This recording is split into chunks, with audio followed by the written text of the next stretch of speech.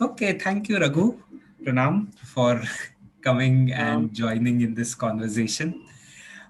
It's a privilege always to speak to you and to have some of your ideas.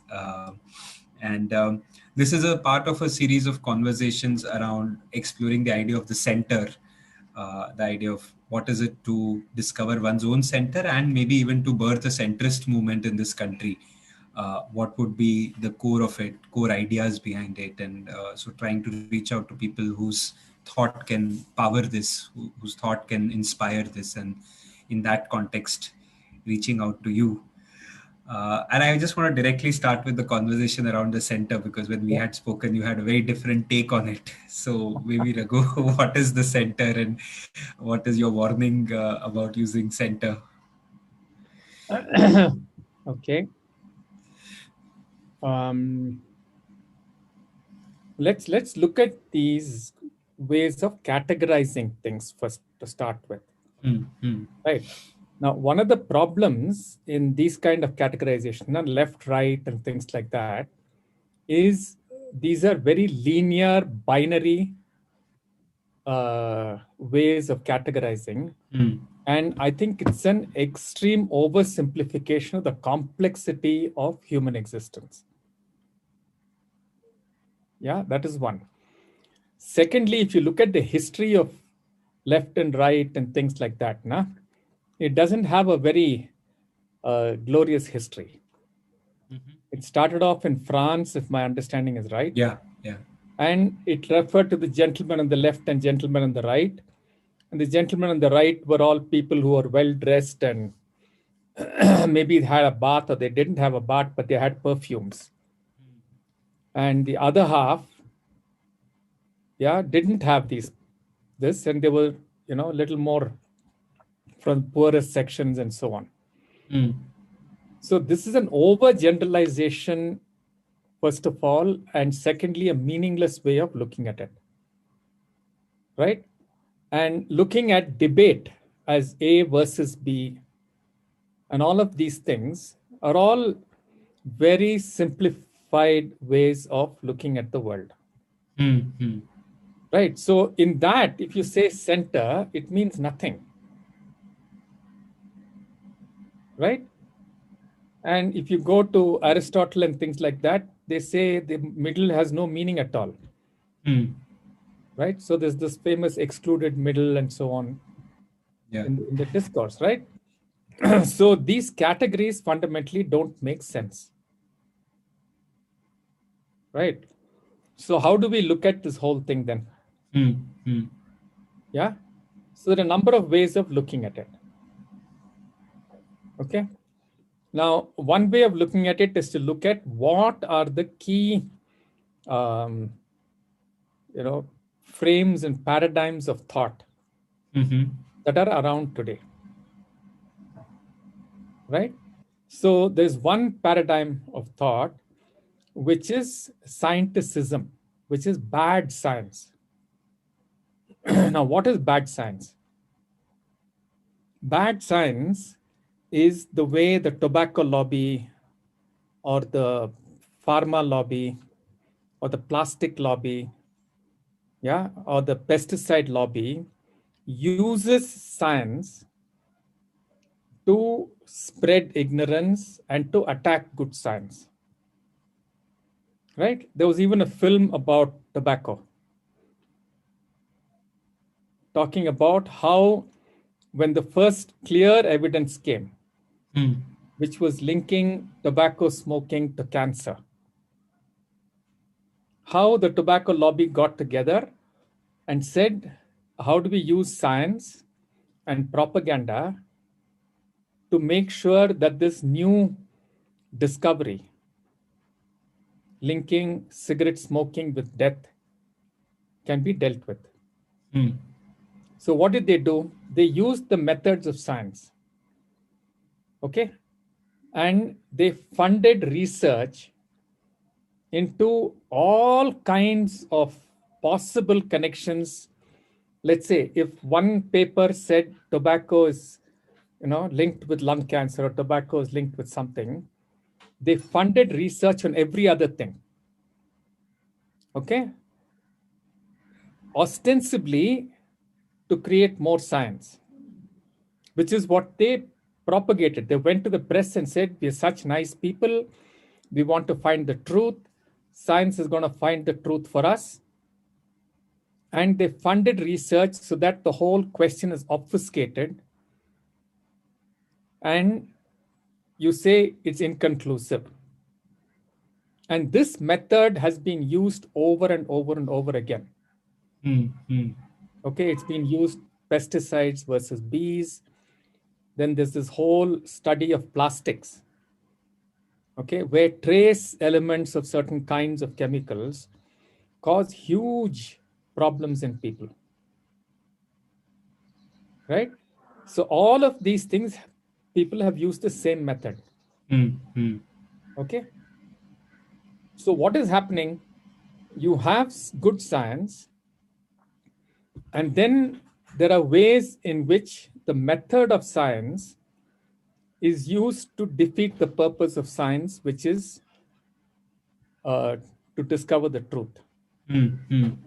Okay, this is a very strong thing if you look at.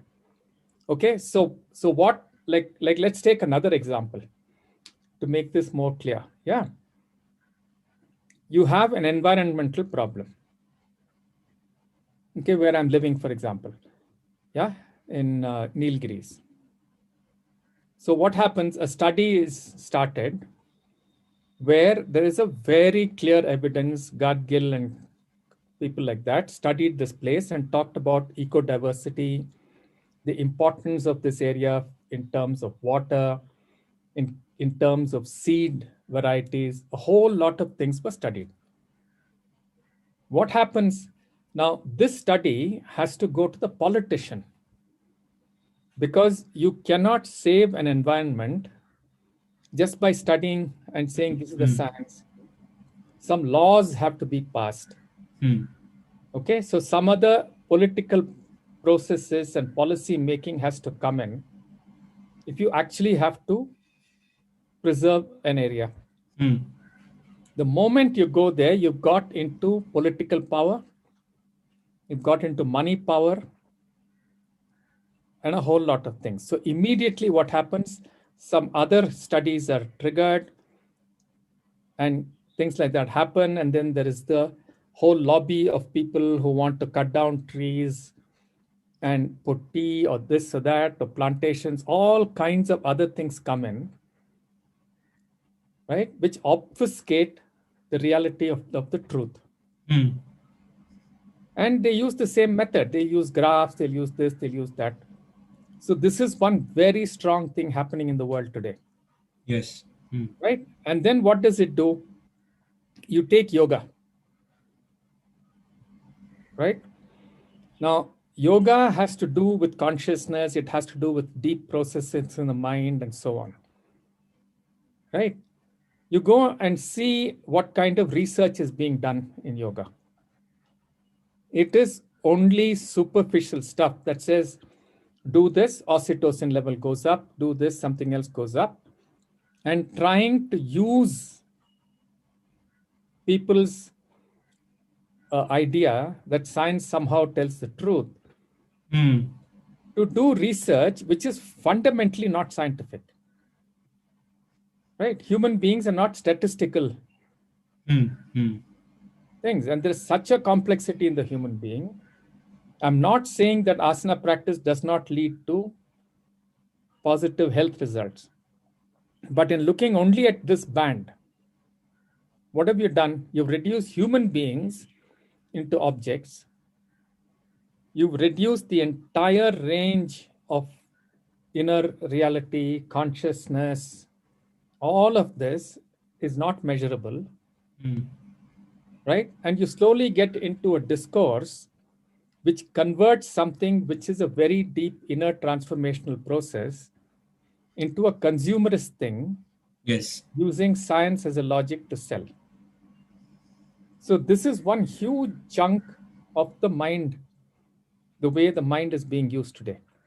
Yes. Leftists do this, rightists do this. Everybody uses this method for their own purposes. So what is left and right in this? The underlying thought process is the same. Yeah, whether it's a communist regime in China or a capitalist regime in the US or any mixture of it, they're all using bad science to obfuscate truth. Mm. This is a very serious matter, right? Look at another thing that's happening. For some reason, there is a hold of monotheistic thinking, right? What is monotheistic thinking? It says there is one God, there's one truth, one set of standards, and everybody conform to those set of standards, and you'll be safe. Now, this is used by political structures, it's used by religious structures, right? The same underlying principle. Yeah. Yeah. And Yeah. the whole structure is built as a proxy of this one truth. So if you ask the highest person in that, why are you doing what you're doing? They'll say, refer to God as having told them to do something or some other principle, right? Even science has gone into this. So there's only one way of looking at the world, and that is through the scientific lens. And if science doesn't know how to talk about something, let's say consciousness, it's just thrown out to the discourse. You're discredited. Just as in a religious context, you can be excommunicated if you talk about something that is not part of their reality. In a political party, you'll be looked at as the opposition if you don't agree with them. Scientific establishment does the same thing, right? So this monotheistic thinking is something else that has taken hold of the earth. Yes. Leftists use it, rightists use it, religious people use it, organizations use it. And what do these kind of things do? They actually destroy the essence of what is human. These kinds of thinking destroy the earth. Yes, definitely. Yeah. Right. And I think that is the new discourse that is important. How do you wake people up to these kinds of use of ideas? Misuse, right? Like misuse of these ideas. Yeah, yeah. Right? For what? One, you make use of people's fear, either to make money or to get political power. Right? See what is happening with COVID. Right? Where do you find the truth? Okay, papers are full of sensational news. You have journalists making use of this context for TRPs or pushing their own political agenda. Yeah. Though any of us in the realm of citizens of this world have access to accurate data about the virus. Right? In every situation you take, this is what is happening. Yes. So to me, that is the real issue. This left, right, center, and all that are obfuscations of the reality of what is the kind of discourse necessary if things have to shift. Okay. Yeah.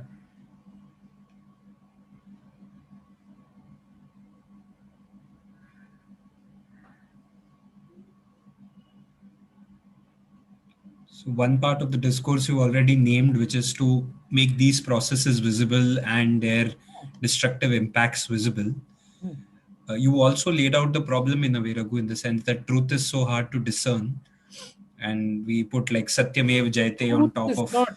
Truth is not hard to discern. There are people who are willing to discern truth for you. There are scientists who unveil this whole issue about the bees, for example, or plastics, for example. The laboratory things, the studies that linked the pesticide, for example, to bee death, or the presence of certain chemicals to reproductive health disorders or various other kinds of disorders is about 15, 20 years old. Truth is not that difficult to come by. Problem is, how is truth used? Is it used in a life-enhancing manner or a life-destroying manner Or a almost? death-enhancing manner. Yeah. Look at how much of investment goes into defense. Yeah. Defense is directly piling up resources for dealing death.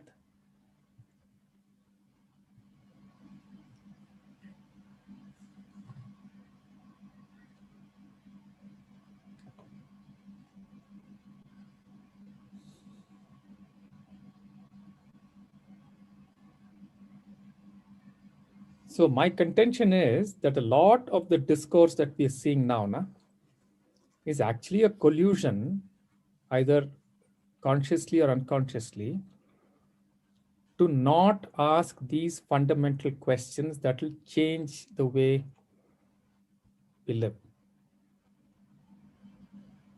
Yeah. Irrespective of which side you are on, you're colluding with this status quo in a way. With using science in this way, using human suffering in a certain way, and all of that.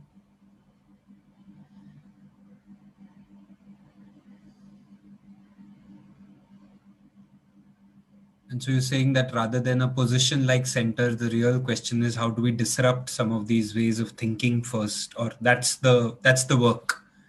That's the work. That's the work for someone who's. How do you decolonize yourself,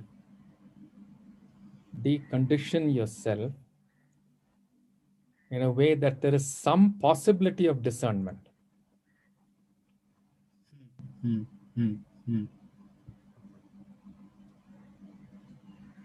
And have that conversation with others also. I'm guessing that we should. I mean, a lot of this work is dialoguing with others and collectively forming some of these bubbles where you can first disrupt it and then mainstream them. And no, clear your own mind. First clearing our own minds. What is the basis on which I am making meaning? Can I start questioning that? Yeah. Am I taking it for granted, for example, that something put out there in the name of science is the truth? Right? And so much of stuff that is being taught in schools is politically motivated. The history that is taught is politically motivated. Right?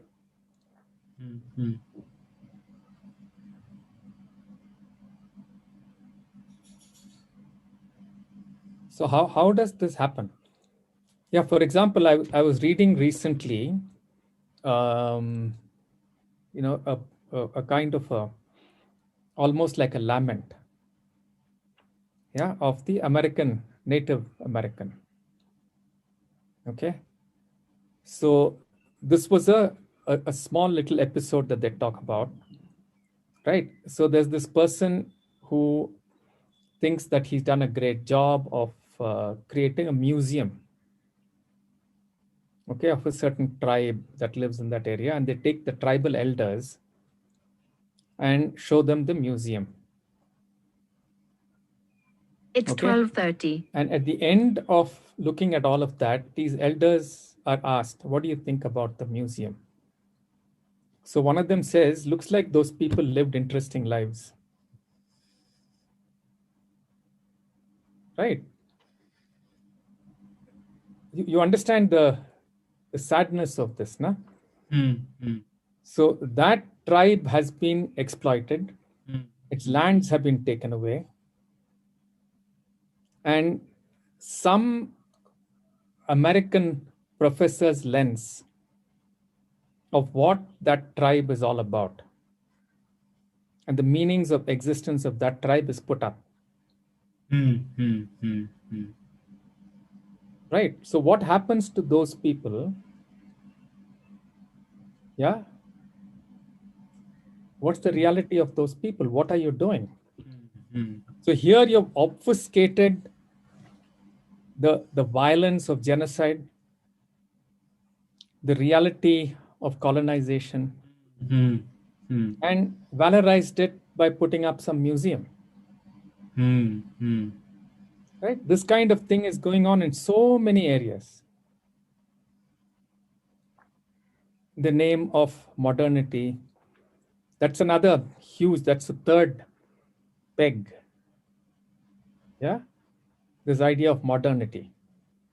Which would be the combination of the scientific and the monotheism The that you scientific, named. the monotheism, the colonizing Influence, or using It's modernity as a colonizing. pretext. Yeah. Yeah, yeah. See, just look at the key issues that your generation is going to face for sure, and I'm hoping I've passed away by that time. Yeah, climate change, lack of resources, the disparity between the haves and the have-nots. Yeah. Right? In all probability, national tensions, because every time these kinds of things like COVID or some of these huge issues have come up, sooner or later there is war or this or that to politically shift attention, or all kinds Yes. of things have happened. Right? So all of that is looming in front of you. Now, unless you go down to the root cause, in a sense, and look at these 3 or 4 ways of thinking that have caught hold of the mind, what are you going to do? Yeah, if you don't go there, we'll just create more of the same, Right. just with different language or with Right. basically. Yeah, just take a simple thing, Abhishek. You're going to watch this cricket T20 or whatever in the evening because you want to relax. Okay? You can't, because at the end of every over, there are a series of ads. One ad is telling you you're not white enough. And this whitening cream, which has been proven by science to make you whiter, is the thing to have. Okay, now look at how bad science and colonizing are playing out in this one little thing. Together, yeah. Together, right? This whitening cream is probably going to create all kinds of diseases for you, because skin, when it is covered up with anything, stops breathing. Right? So I don't know if any research or any study has been done. Even if it's done, it'll be obfuscated. Second, they're telling you if you're whiter, you're somehow better than non-white. Yes. Right? This feeds into colonizing. This feeds into monotheistic thinking. Right?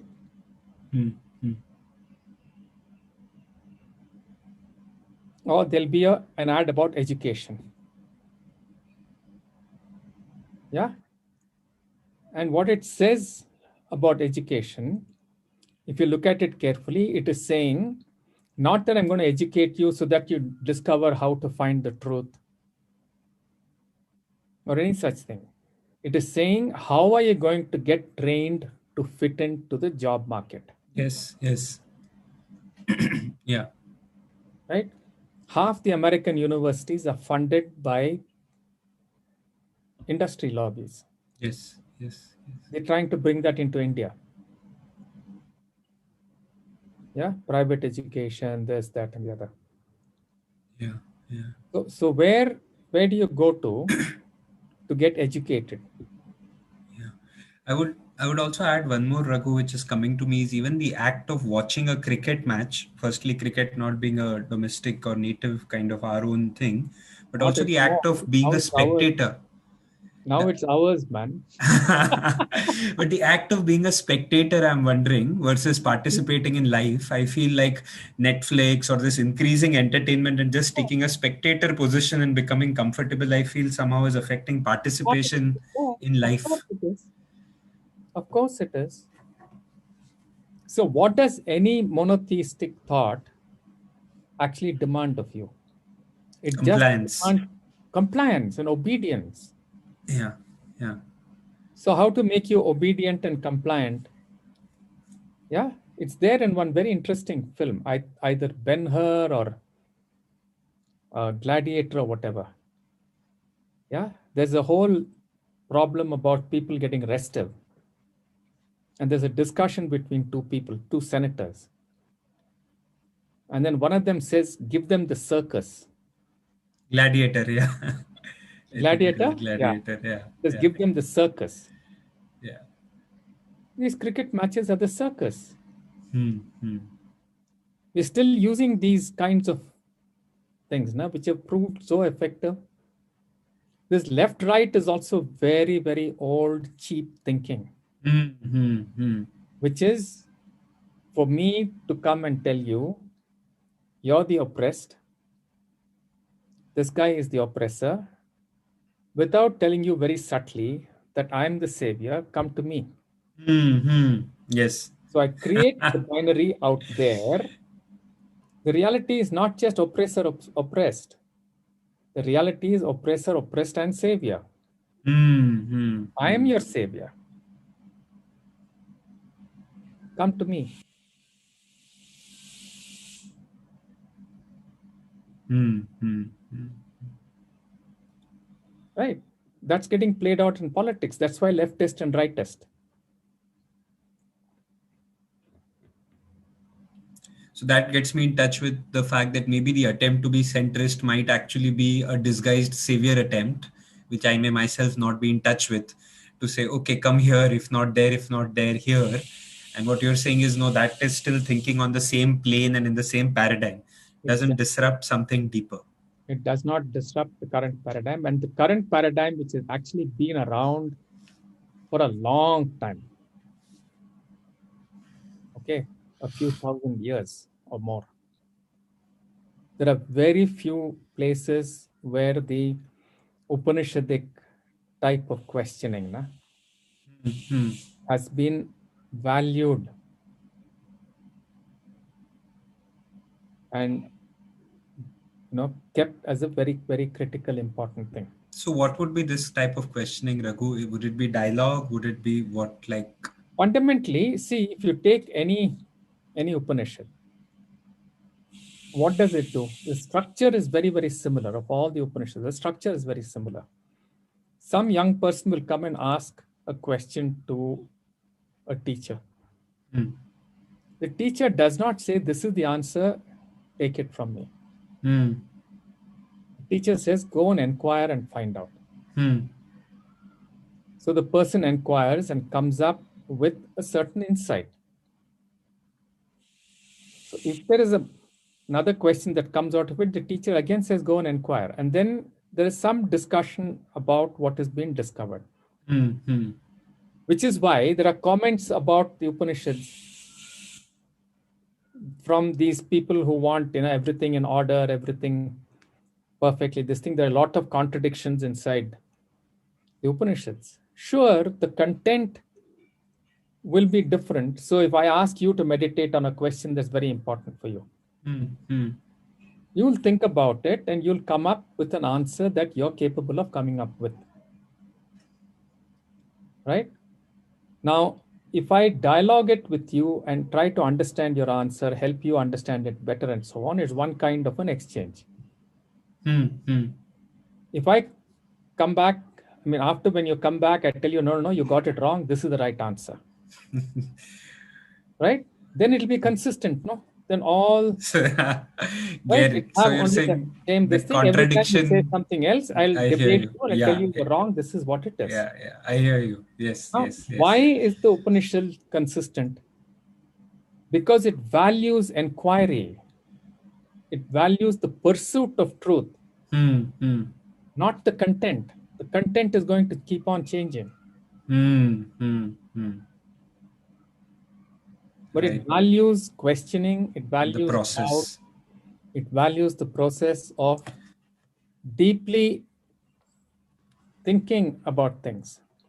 Now, one of the critical things that you need to be able to do this are practices that enable you to have a clear mind to think. Okay. That's all the teacher teaches you. Yeah, if you look at the Yoga Sutras, if you look at even Buddhist stuff, okay, apart from the Siddhantam that they tell you, which is actually not that important, all of these Indic methods will focus on helping you work with yourself so that your mind becomes clear and you can come up with answers that are meaningful to you.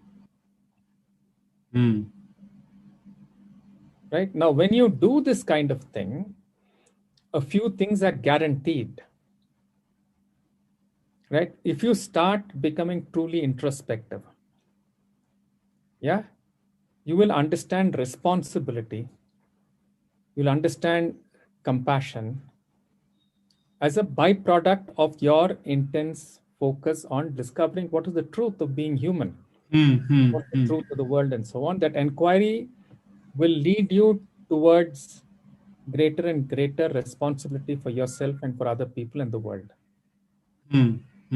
Yes, yes. That process is what is important for me. I hear you. Yeah. And Raghu, just one side question is: inquire into what? Into the world, into oneself, like where, or what is the field of inquiry? So science is inquiring into the world and saying what is the truth of the world. Yeah. So if I keep inquiring into it, right, depending on my capability and the nature of my question, I'll come up with an answer today. I don't convert this answer into a dogma or a commercially important thing or anything right away, nor do I convert it into a weapon of war, nothing. I value it and see how it will help and enhance life. Let's say I need to live, whatever. The same way, I can go inward and start inquiring into the nature of thinking, the nature of emotions, into the nature of my psychological process. Then I come into touch with greater and greater levels of truth about myself and about all human beings. These two are extremely important for life. Inquiry outside and inquiry within. Inside. These two are absolutely important. What is critical in this inquiry? The clarity with which I can inquire, the clarity of the mind which can inquire. Right? So I need to do some practices. So if I have to do good science, I have to learn mathematics. I have to learn how to make logical conclusions. Right? So certain ways of thinking I have to develop, which are very, very important. Same way, if I have to inquire into myself, I have to create certain preconditions so that my mind is clear enough and capable of inquiry. All this is extremely valuable. Now, if the product of my thinking gets captured by a mind that does not respect either of these two, which is a mind that is caught with bad science, a mind that is caught with political expediency, a mind that's caught with colonization, racism, right? A mind that's caught with creating monotheistic power. What will it do?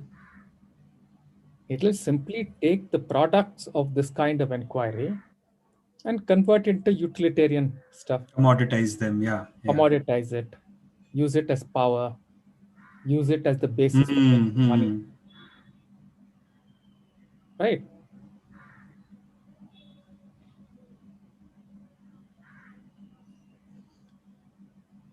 Yeah. I think one possibility this opens up, Raghu, is that many of us could take one question and keep traveling with that question and say, keep sounding it out to somebody who we regard. Like it just gets me in touch with this whole process, which we have been like, I think we've been talking about this over time, and each time I've been doing something, bouncing it off. And I think this process is valuable for me because it's becoming so much about my own discovery of biases, my own biases and my own tendencies. So I think this is opening up this whole possibility that many of us could take one question and go deep with it and keep sounding out, go back, inquire. That's exactly what the Yoga Sutra encourages. It says Eka Tattva Abhyasam. Eka Tattva means take any part of reality. Go into it to the full depth. Really try to understand it. So it doesn't matter where you start. You start with language, let's say. You see what Chomsky has done with it. He starts with language, which are utterances, goes into the depth of where the language comes from, what's the mind, whatever, and right, it will lead you into great depth of understanding the human reality. Take anything you want. How does a tree grow? Right, and then you keep going into it till you keep going into the depth, you'll come to a more beautiful, more intuitive understanding of yourself and the world. Yes, wow, nice. When you don't go into this inquiry, inevitably you have to be a consumer, you have to be exploitative, you're only responding to pleasure, pain, personal motivations, and so on. Yeah. And then the record of this, Raghu, you're saying is an Upanishad in itself. Like you record your inquiry and its evolution. Yeah. That's all. Yeah. Because the content is actually not that important.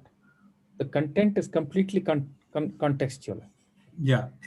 But giving the importance to this inquiry and valuing this inquiry is, to me, the only antidote to what is happening now. It has always been. Yeah, if you look at Buddhist thought and if you look at yogic thought, they also set up this whole thing. Yeah, Purva Paksham, Uttara Paksham, Pratipaksham, and so on. They talk about different thoughts that are there. Like, for example, if you go back into Indian thought, there are two extremes. One is called the Charvaka, the Lokayata thinking. What does it say? It says life is short, death is certain, maximize pleasure.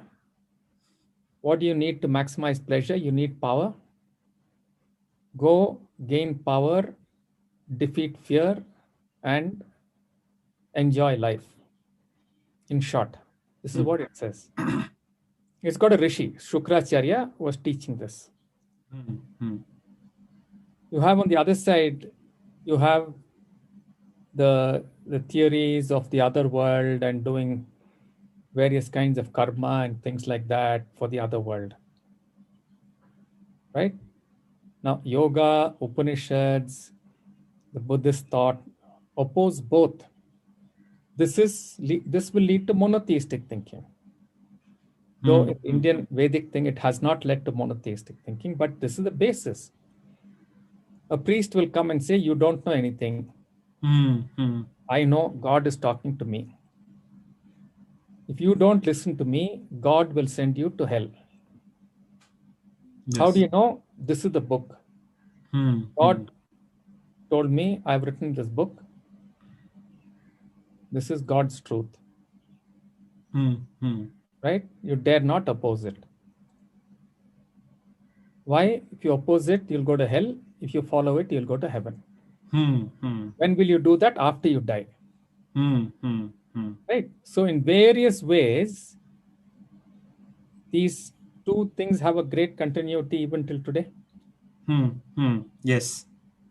So this has led to monotheistic thought. And the other one, actually, Charvaka thought led to a lot of good science in India. Oh, really? Like? Yeah. A lot of Ayurveda, a lot of things. right? And then you have a whole set of thinking in between. Like Indian science is found in Vaiseshika. Vaiseshika is also middle ground. Excellent science.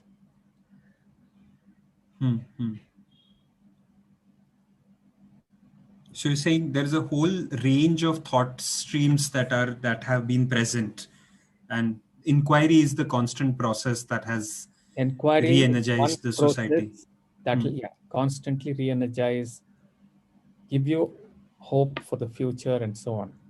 Unfortunately, this has always been a minority of people.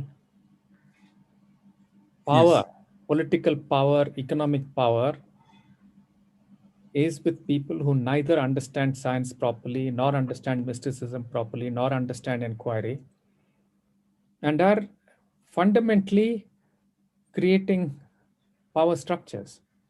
Yeah, look at the amount of money that's being used for defense and offense and whatever. Right? If that same amount of money is used for really fundamental education, right? Good medicine, and so on, there'll be no sickness in the earth. There'll be no laboratory that is creating biological weapons that escape and create problems. Yeah, the amount of resources of the earth that is going into creating weapons of war, 20%, directly and indirectly, if you look at it, 20 to 25% of GDP of any country will be going for this. For years. Just imagine. Right? And this thinking, for example, justifies destroying a forest because there is some ore, iron or something has been found underneath it. We have to mine it. Why do we have to mine it? Ultimately, it will be either for political power or for economic power. Neither of which are being used to enhance human life. Yes. Yeah, why is the Amazon being burnt? Some commercial reasons. Yes. So this has really gripped us, Raghu. This whole, these 3-4 paradigms have really gripped us fairly deeply. And early on this conversation, I was feeling fairly sad and hopeless. And then when we went to Upanishads and inquiry, I felt a surge of hope that there is something that can be done. I want to go into that direction. So one is you shared about inquiry as a process and taking up something, what you said as a tattva, and going all the way deep. I think that seems to be one pathway for sure. But what else would you lay out as things for our generation then to respond to this? Like, is inquiry in and of itself sufficient? Is there action? Is there dialogue, debate? To me, inquiry is an extremely important foundation. Okay. Right? And this inquiry has to be constant. It's not that I've inquired, I found the truth, now I'm going to fly a flag. Right? It can't be that. There has to be this constant introspection and asking yourself, what am I really doing? Do I really know the truth? And constant effort to understand this. That is one. I think the second critical thing is for people to really commit themselves to what I would call a dharmic living. Right? Dharmic living means what? My engagement with wealth and my engagement with things of pleasure are done in a way that is constantly enhancing of me, you, and the world. Right? I don't care what you do. You can be a musician, you can be a doctor, you can be an engineer, you can be anything you want. But can you commit yourself to making sure that whatever resources you use, your own resources, other people's resources from nature, are constantly enhancing life?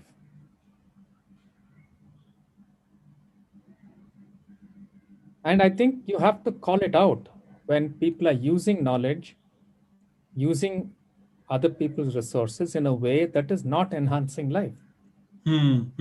Which is at a lot of places. Yeah. Yeah, this has got nothing to do with leftist, rightist, nothing. Look at what China is doing. Is what China leftist or rightist? It's a strange capitalist leftist kind of No. I amalgamation mean, the of. way they're dealing with Xinjiang, the Yeah, way they yeah. deal with any small possible statement against the state. Recently, I read about some businessman who lost a few $1 billion in value, right, in their stock market because he said something about a Ming dynasty long back, which could have been interpreted as a criticism of the present government. Okay? He loses Hypersensitive. Yeah, value. this is. He loses value in the stock market. What does that mean? It means millions of people in China are afraid that this one seemingly oppositional statement could bring down the wrath of the government on him. His company will lose value. So before all that happens, quickly cash in and pull out my money. Mm. So can That you deep. The understand fear is that deep. how deep this whole Yeah, mind thing is? yeah, yeah, yeah. And this is the mind that is destroying the earth. Yeah. It's found its way into India also. I feel Oh, it's like. found its way everywhere, man. Yeah, yeah, yeah. Yeah, I somehow imagined we would be more resilient with our cultural soil and with our uh, richness We tried, to no. resist. We tried with Gandhiji, Baji. There are so many people who tried to revive this. Hmm. We actually won our independence because we still believed in it. Hmm. Hmm. But I don't know if people who got that independence valued the process.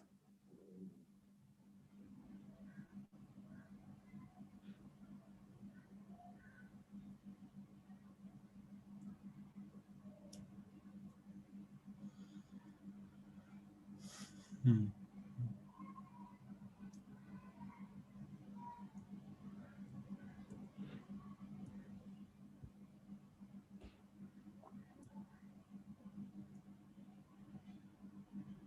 So people will have to make a choice, Abhishek, of saying, where do I want to put in my effort? Where do I want to put in the life force that I have? Hmm. Right? Am I going to put it in a way that's a bargain? Am I going to use myself, my mind, and all my energies to trade it in a job market? Or will I trade it in some other place for either for power or for money? Or am I going to invest it in real enlivening of the world and of myself? Hmm. Hmm.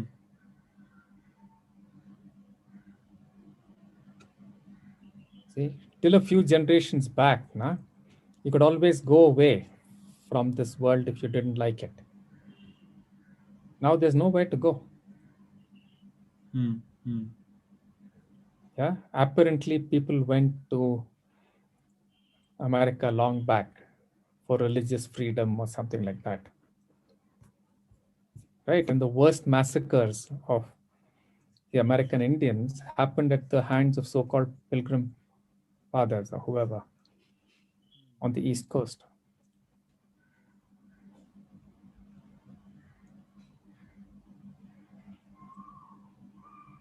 Hmm. So at one level, there's nowhere to go except to go inward,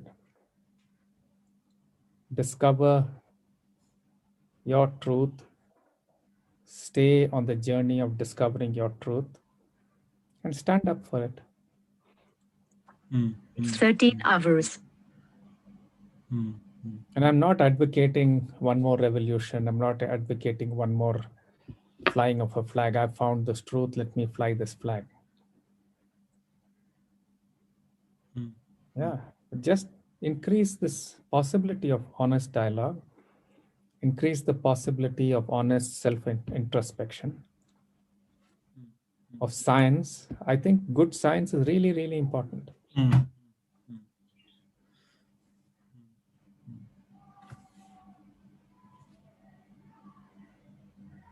Yeah, dialogue that allows many truths to Cover or to come forth. appear is very, very important. Hmm, hmm. And The allowing those main multiple truths to just be rather multiple, than try to cobble them into how one. do I know what's the ultimate truth, man? Yeah, If yeah. I'm a really scientific mind, right, I'm going to look at every statement of truth as saying, yeah, this is possible. Let me explore. I'm not going to give up exploration at any point of time.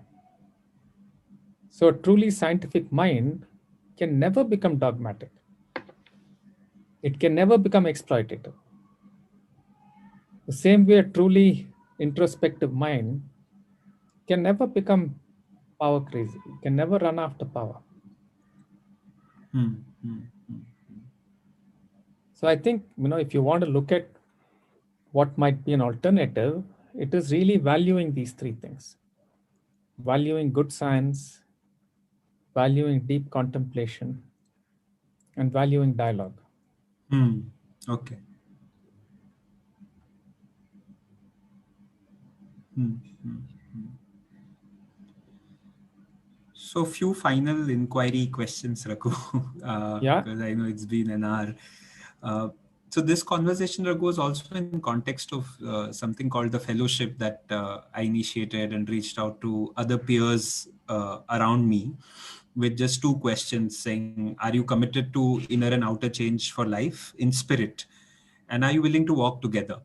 So, just trying to huddle a collective of more or less people in their 20s and 30s who seem to have a resonance, who seem to have already done some work, and to shift this conversation from 1 and 2 years to like 30, 40 years. Like, what would we be able to do if we commit that kind of time of our life to doing something, to building something, which can shift things. And slowly starting to take it to places, because we also need to, if we really want to shift something, only a handful of people doesn't really cut it. Like, you need a collective to happen. And just as somebody who could possibly give some pointers to such a collective as it forms, what would you point us to do? Imagining that there is a group that would say, and it is actually starting to form, right? Committing 30, 40 years to serving the country, to serving the world, to reviving things in different ways through their own paths, but also together. Uh, I think this commitment itself is superb. My only caution would be not to become too self conscious about what you discover. Not become too self-conscious, like About to what you be discover. And say, oh, yeah, we as a group have discovered the truth and let's go and spread the truth. okay, to stay in that humility and that open-mindedness of the And process. committed to the process of saying, let's see what it means to create a meaningful world for ourselves and for others. So just stay committed to that That ongoing commitment is process. great. That Hmm. commitment is great. Hmm. Hmm. But the danger is in saying, oh, yeah, we've discovered something, so let's go and spread the word. Hmm. Okay. But then how do we grow if we don't spread the word or invite others into that? Like, what is the way to, Live, or live, drop the live a intent to meaning. grow? I don't know, Abhishek. I don't know. Yeah. See, at this point of time where I am now, beyond saying, let me live, and if somebody wants to come and talk to me, they talk to me. I share with them what I know. If it's meaningful, it's meaningful. If it's not, it's not. That's where I am. Hmm. Hmm. I'm reminded of this old story of a rabbi. Na? Hmm. Hmm. It's a nice little story. He says, when I was in my 20s, I thought I was going to discover the truth and change the world. Hmm. Then I grew up a little bit. And then I said, let me discover the truth and change a few people around me who are, Hmm. Hmm. yeah. And then he said, then I came down to saying, let me see if I can change at least a handful. Now I'm praying that I can at least have some change in myself before I pass away. Hmm. Hmm. Hmm. Hmm. I honestly have come to that point where I don't think there is, I don't, I don't, for myself, I don't think I can change anybody. Oh, that's coming from you. That means that's quite something. Yeah, if you Assuming have the people. question, Abhishek, if you have a Hmm. question, you'll come and have a dialogue. If I Hmm. don't make sense, you'll go to somebody else who makes sense. Hmm. If you're Hmm. really committed to that question, Hmm. right? You will go and do things to seek the answer. Hmm. Hmm. Can I instill a question in you? Can I instill a really, critical inquiry in you? I cannot. If you have that inquiry, right? If your inquiry is about science, Hmm. you'll go to a man of science. Hmm. Hmm. Hmm. And until your thirst is quenched, you will not give up. The same way, if you have questions about life, they're really fundamental, important questions, you will quest after its answer. Hmm. Hmm. There is That is also very important. something, but there's also something, Raghu, about having people being able to tap into that capacity, right? Either it's presence of people like you, or I don't know what lets people tap into that and bring them alive with like a fire of inquiry. Like what would, I don't know if it's a formula or, but there is some set of conditions that brings. To me, the condition is, Abhishek, if you have the spark, yeah, of, let's say, self inquiry, Hmm. if you have the spark of saying, how do I live a healthy life? Hmm. I can share with you what I have done on these two. Hmm. Hmm. Hmm. Right now, if that fans the spark a little bit, great. Hmm. Hmm. If you don't have that spark, Okay. Then there's nothing that. nothing, Okay. Okay. right? Wow. You'll go from one crisis to another. If you wake up in the first crisis, then you'll start seeking. If you don't, you'll go and create the second crisis. Hmm. Just look Hmm. at the history of mankind, yeah? Hmm. Hmm. Crisis to crisis. Yeah. Yeah, we've had colonization of such extreme violence, na? Yeah. King Leopold, the whole of the Americas. What have we learned, man? Hmm. Hmm. More atom bombs. That's what we've learned. Yeah. Yeah. What has Israel learned after they've been through a Holocaust? Look at the way they're dealing with the Palestinians. Hmm. Hmm. Hmm. Where is the learning, damn it? Hmm. Hmm. Hmm. Hmm. Hmm. Hmm. I mean, the reality of the fact that we're going to get a climate disaster and, yeah, renewable resources disaster is not new knowledge, Hmm. Hmm. right? Extremely good papers have been written about it. Excellent research have been done about it for almost 50, 60 years. Yeah. Yeah.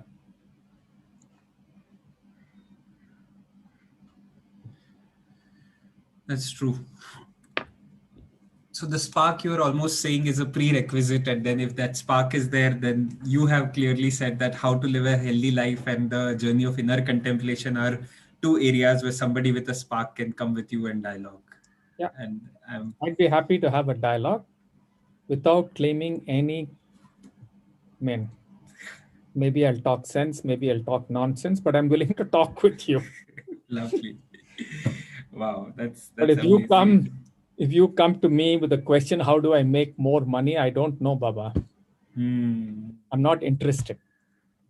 I don't want to have that dialogue with you. True, true, true. If you want to know how to run a better ad campaign so people will buy what you don't need, I'm not interested. Hmm, hmm, hmm, hmm. Yeah.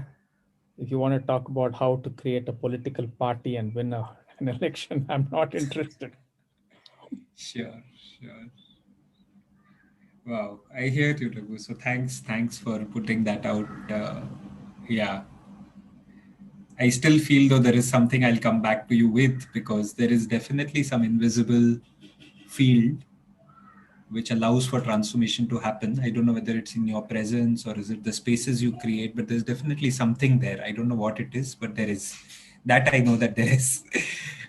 In Good my for own you. experience, yes, there's definitely a field, and there is something that happens in that field. which is lovely. And it's not only one data point. So I'm happy if that field fans your fire.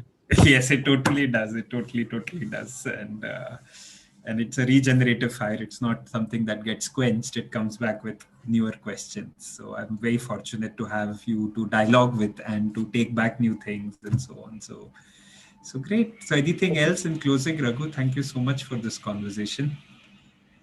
I'm willing to be the fan whenever you want. Thank you so much. Thanks a lot for this. Thank you.